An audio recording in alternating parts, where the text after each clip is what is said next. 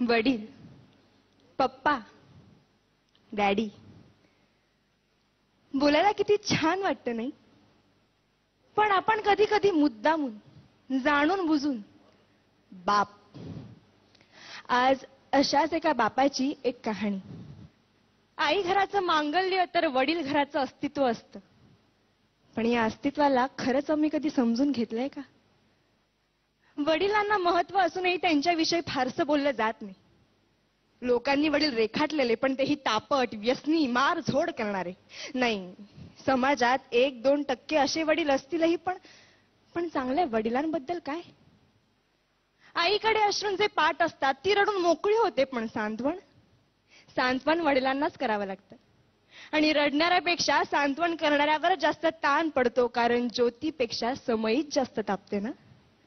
पण श्रेय नेहमी ज्योतीलाच मिळत राहतं. रोजच्या जेवणाची सोय करणारी आई आमच्या लक्षात राहते, पण आयुष्याच्या शिदोरीची सोय करणारा बाप आम्ही किती सहज विसरून जातो. आई सर्वांसमोर मोकळेपणाने रडू शकते, पण रात्री उशीत तोंड खुपसून मुसमुसतात ते आपले वडीलच असतात.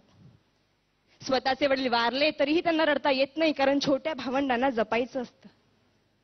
पत्नीने अर्धवसात सोडली तरी पोरांच्या अश्रूंना आवर घालावा लागतो. जिजाऊने शिवबांना घडवलं असं अवश्य म्हणावं, पण त्याच वेळी शहाजी राजांची ओढाताण लक्षात घ्यावी.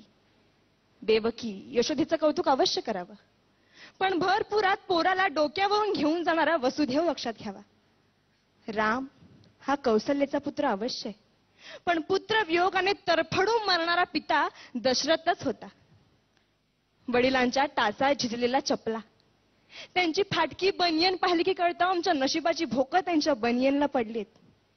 त्यांचा दाढी वाढलेला चेहरा त्यांची काट कसर दाखवतो. मुलाला लुंगी घेतील, मुलीला गाऊन घेतील, पण स्वतः मात्र जुनीच पॅन वापरतील.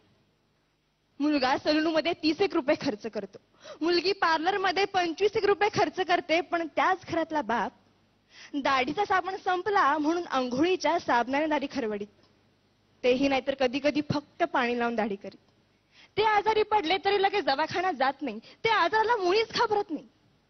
पण डॉक्टर एखादा महिना घरी आराम करायला लावेल यांची त्यांना भीती वाटते, कारण मुलीचं लग्न, पोराचं शिक्षण बाकी असतं. घरात उत्पन्नाचं दुसरं साधन नसतं, ऐपत नसते, तरी मुलाला मेडिकल इंजिनिअरिंगला प्रवेश मिळवून दिला जातो. ओढाताण सहन करून पोराला दर महिन्याला पैसे पाठवले जातात. सर्वच नसली तरी काही मुलं अशी असतात की तारखेला पैसे येताच मित्रांना परमिट रूम मध्ये पार्ट्या देतात, आणि ज्या वडिलांनी पैसे पाठवले त्या वडिलांची टिंगल करतात. एकमेकांच्या वडिलांच्या नावाने एकमेकांना हाका मारतात. ज्या घरात वडील आहे त्या घराकडे कोणीही वाईट नजरेने बघू शकत नाही, कारण घरातला कर्ता जिवंत असतो.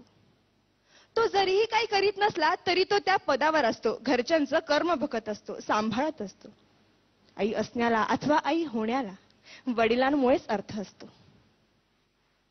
कोणत्याही परीक्षेचा निकाल लागल्यावर आई जवळची वाटते, कारण ती जवळ घेते, कवटाळते, कौतुक करते. पण गुपचूप जाऊन पेढ्यांचा पुडा आणणारा बाप कोणाच्याच लक्षात राहत नाही. चटका बसला, ठेच लागली, फटका बसला तर आई ग हाच शब्द बाहेर पडतो. पण हायवेचा रस्ता ओलांडताना एखाद्या मोठ्या ट्रकने अचानक ब्रेक लावला तर बाप रे हाच शब्द बाहेर पडतो. कारण छोट्या संकटांना आई चालते हो, पण मोठी वादळ पेलताना बापच आठवतो. काय पटतंय का? मंगल प्रसंगी अख्खं कुटुंब जातं, पण मैताच्या प्रसंगी बापालाच जावं लागतं. मुलाच्या नोकरीसाठी साहेबांपुढे लाचार होणारा बाप, मुलीच्या स्थळासाठी उंबरठे झिजवणारा बाप, खर्चांसाठी स्वतःच्या व्यथा दडपणारा बाप खरंच किती ग्रेट असतोय. वडिलांचं महत्व कुणाला कळतं? लहानपणीच वडील वारल्यावर अनेक जबाबदाऱ्या खूप लवकर पेलाव्या लागतात. त्यांना एका गोष्टीसाठी तरसावं लागतं. बाबांना पूर्णपणे समजून घेणारी असते ती म्हणजे त्या घरातील मुलगी. सासरी गेल्यावर अथवा घरापासून दूर असताना वडिलांशी फोनवर बोलताना त्यांचा बदललेला आवाज ते एका क्षणात ओळखते आणि 17 प्रश्न विचारायला सुरुवात करते. कारण कोणतीही मुलगी वडिलांना जपते, जाणते. इतरांनी आपल्याला एवढंच जपावं एवढीच त्यांची अपेक्षा असते. धन्यवाद.